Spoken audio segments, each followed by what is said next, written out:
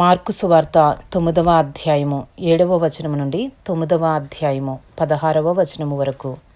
మేఘమొకటి వచ్చి వారిని కమ్మగా, ఈయన నా ప్రియ కుమారుడు, ఈయన మాట వినుడని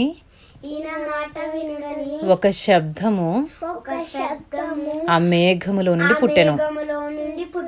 వెంటనే వారు చుట్టూ చూచినప్పుడు తమ యొద్దనున్న యేసు తప్ప మరి ఎవరునూ వారికి కనబడలేదు. వారు ఆ కొండ దిగి వచ్చుచుండగా మనుష్య కుమారుడు మృతులలో నుండి లేచినప్పుడే గాని అంతకు ముందు మీరు చూచిన వాటిని ఎవనితోనూ చెప్పవద్దని ఆయన వారికి ఆజ్ఞాపించెను. మృతులలో నుండి లేచుట అనగా ఏమిటో అని వారొకనితో ఒకడు తర్కించుచు ఆ మాట మనస్సున ఉంచుకొనిరి. వారు ఏలీయా ముందుగా రావాలనని శాస్త్రులు చెప్పుచున్నారే, ఇదేమని ఆయనను అడిగిరి. అందుకైన ఏలీయా ముందుగా వచ్చి సమస్తమును చక్కపెట్టునను మాట నిజమే. అయినను మనుష్య కుమారుడు అనేక శ్రమలు పడి తృణీకరింపబడవలెనని వ్రాయబడుట ఏమి? ఏలీయా వచ్చెననియు అతని గూర్చి వ్రాయబడిన ప్రకారము వారు తమకిష్టము వచ్చినట్టు అతని ఎడల చేసిరనియు మీతో చెప్పుచున్నానని వారితో అనెను. వారు శిష్యుల యొద్దకు వచ్చి వారి చుట్టూ బహుజనులు కూడియుండుటయు శాస్త్రులు వారితో తర్కించుటయు చూచిరి. వెంటనే జనసమూహం అంతయు ఆయనను చూచి మిగుల విభ్రాంతి నొంది ఆయన యొద్దకు పరిగెత్తుకుని వచ్చి ఆయనకు వందనము చేసిరి. అప్పుడు ఆయన, మీరు దేని గూర్చి వారితో తర్కించుచున్నారని వారిని అడుగగా, మార్కు సువార్త 9వ అధ్యాయము 17వ వచనము నుండి 9వ అధ్యాయము 26వ వచనము వరకు. జనసమూహంలో ఒకడు బోధకుడా మూగదయ్యము పట్టిన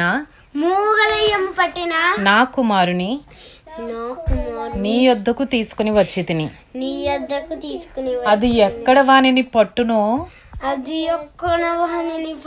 అక్కడ వానిని పడద్రోయను. అప్పుడు వాడు నురుగు కార్చుకుని పండ్లు కొరుకుకొని మూర్ఛిల్లును. దానిని వెళ్ళగొట్టుడని నీ శిష్యులను అడిగి తిని కానీ అది వారి చేత కాలేదని ఆయనతో చెప్పెను. అందుకైన విశ్వాసము లేని తరము వారలారా, నేను ఎంతకాలము మీతో ఉందును, ఎంతవరకు మిమ్మును సహింతును, వాని నా యొద్దకు తీసుకుని రండని వారితో చెప్పగా వారు ఆయన యొద్దకు వానిని తీసుకుని వచ్చిరి. దయ్యము ఆయనను చూడగానే వానిని విలవిలలాడించెను గనుక వాడు నేలపడి నురుగు కార్చుకొనుచు పొర్లాడుచుండెను. అప్పుడు ఆయన ఇది వీనికి సంభవించి ఎంత కాలమైనదని వాని తండ్రిని అడుగగా అతడు బాల్యము నుండియే అది వాని నాశనము చేయవలెనని తరచుగా అగ్నిలోను నీళ్లల్లోను పడద్రోయును. ఏమైనను నీ వలననైతే మా మీద కనికరపడి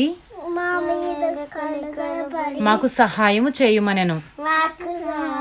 అందుకు యేసు నమ్ముట నీ వలనైతే నమ్మువానికి సమస్తము సాధ్యమే అని అతనితో చెప్పాను. వెంటనే ఆ చిన్నవాని తండ్రి నమ్ముచున్నాను, నాకు అపనమ్మకం ఉండకుండా సహాయము చేయమని బిగ్గరగా చెప్పాను. జనులు గుంపు కూడి తన యొద్దకు పరిగెత్తుకుని వచ్చుట యేసు చూచి మోగవైనా చెవిటి దయ్యమా వానిని వదిలిపొమ్ము, ఇక వానిలో ప్రవేశింపవద్దని నీకు ఆజ్ఞాపించుచున్నానని ఆ అపవిత్రాత్మను గద్దించెను.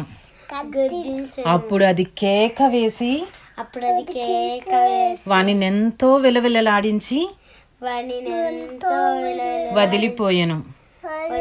అంతట వాడు చచ్చిన వాని వలె ఉండెను గనుక అనేకులు వాడు చనిపోయినని